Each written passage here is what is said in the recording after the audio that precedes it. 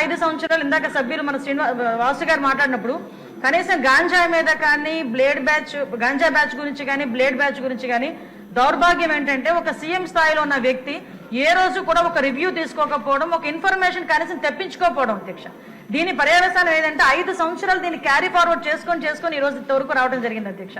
దీని నేపథ్యంలో ఈ రోజు ఈ గాంజాని ఇమీడియట్ గా మనం అరికట్టాలి అనుకునేటప్పుడు చాలా ఎక్సర్సైజ్ చేసుకోవాల్సి వస్తుంది అధ్యక్ష. సిస్టమ్ ని కూడా మనం మళ్ళా రిపేర్ చేసుకోవాల్సిన పరిస్థితి ఏర్పడింది అధ్యక్ష. ఇంతకు ముందు గాంజాకి సంబంధించి పైనుంచి ఏజెన్సీ నుంచి కిందకు వచ్చే సిచ్యువేషన్ లో ఎన్ని చెక్ పోస్టులు ఉన్నాయని నేను వైజాగ్ సిపి గారిని ఒకసారి నేను హోమ్ మినిస్టర్ అయిన వెంటనే మాట్లాడితే కేవలం 2 సీసీ కెమెరాలు ఉన్నాయి, చెక్ పోస్టులు ఉన్నాయి, దాని దగ్గర 2 సీసీ కెమెరాలు ఉన్నాయని చెప్పారు అధ్యక్ష. అంటే చెక్ పోస్టులు కూడా పెట్టుకోలేని పరిస్థితులు అయిపోయింది. ఈ రోజు మళ్ళా తిరిగి గాంజా నిర్మూలనకి పర్టికులర్ గా ఎక్కడెక్కడైతే ఏరియాస్ నుంచి అయితే మనకి ట్రాన్స్పోర్ట్ జరుగుతుందో ఆ ట్రాన్స్పోర్ట్ అన్ని ఏరియాలలోని కూడా చెక్ పోస్టులు ఏర్పాటు చేసుకున్నాం. చెక్ పోస్టుల దగ్గర సీసీ కెమెరాస్ ఏర్పాటు చేసుకున్నాం అధ్యక్ష. ఏ గాంజా తీసుకునే వ్యక్తి కూడా ఎక్కడ కూడా తప్పించుకోకూడదనే ఉద్దేశంతోనే సర్వేలెన్స్ కింద సీసీ కెమెరాలు ఆల్రెడీ ఫిక్స్ చేస్తున్నాం అధ్యక్ష. దీని నేపథ్యంలోనే మనం అర్థం చేసుకుంటే అధ్యక్ష, ఈ 5 నెలల కాలంలో మనం వచ్చిన ఎన్డీఏ గవర్నమెంట్ వచ్చిన 5 నెలల కాలంలోనే సుమారుగా 25,000 కేజీల గాంజాని ఈ రోజు పట్టుకొని గవర్నమెంట్ స్వాధీనం చేసుకునే పరిస్థితి, పోలీస్ డిపార్ట్మెంట్ వాళ్ళు పట్టుకుని స్వాధీనం చేసుకునే పరిస్థితి కనిపించింది అధ్యక్ష.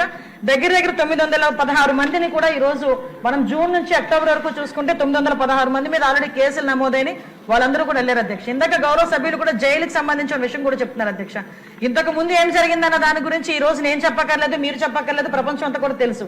కానీ ఈ రోజు మేము వచ్చిన తర్వాత మా నిఘా యంత్రాలు ఎంత క్లియర్ గా పనిచేస్తున్నాయంటే ఎప్పుడు నుంచి జరుగుతుందో అర్థం కాదు. రాజమండ్రిలోని ఒక ఫార్మసిస్ట్ ఒక జైల్లో ఉన్న వ్యక్తికి గాంజా తీసుకెళ్లే పరిస్థితి నిన్న మొన్న కనిపిస్తే ఇమీడియట్ గా దాన్ని మా నిఘా యంత్రాలన్నీ కూడా పట్టుకొని అతన్ని కూడా అరెస్ట్ చేసి జైలుకు పంపించిన పరిస్థితి. మీరు అన్నట్టుగానే ఎక్కువ ఏజెన్సీ ఏరియాలోని చిన్న పిల్లలు దీనికి ఎడిక్ట్ అయిపోయే పరిస్థితి కనిపిస్తుంది అధ్యక్ష.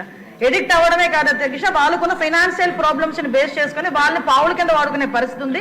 కాబట్టి గాంజా బ్యాచ్ల్లోని గాంజాలు సరఫరా చేసేవారు కానీ గాంజా తీసుకునే వాళ్ళకి కూడా అధ్యక్ష ఈ రోజు ఏదో తీసుకొచ్చాము, జైల్లో పెట్టేసాము, వాళ్ళకి రిమాండ్ తీసేసాము, తర్వాత బెయిల్ బయటకు వచ్చి వాళ్ళు అలా చేసే కన్నా వీళ్ళు చేసిన వెంటనే వీళ్ళ మీద పీడియాక్ట్ పెట్టడమే కాదు అధ్యక్ష, వీళ్ళ ఆస్తులు కూడా జప్తు చేయడానికి వీలైతే వాళ్ళకి ఆస్తి ఏమీ లేకపోతే వాళ్ళ దగ్గర ఉన్న ఆధార్ కార్డులు కానీ వాళ్ళ దగ్గర ఉన్న రేషన్ కార్డ్స్ కానీ అలాంటివి కూడా సీజ్ చేసే పరిస్థితి కూడా రప్పించాలి అని గౌరవ ముఖ్యమంత్రి గారు కూడా మాకు ఆదేశాలు ఇవ్వడం జరిగింది అధ్యక్ష. దాని మీద కూడా ముందుకెళ్తున్నాం.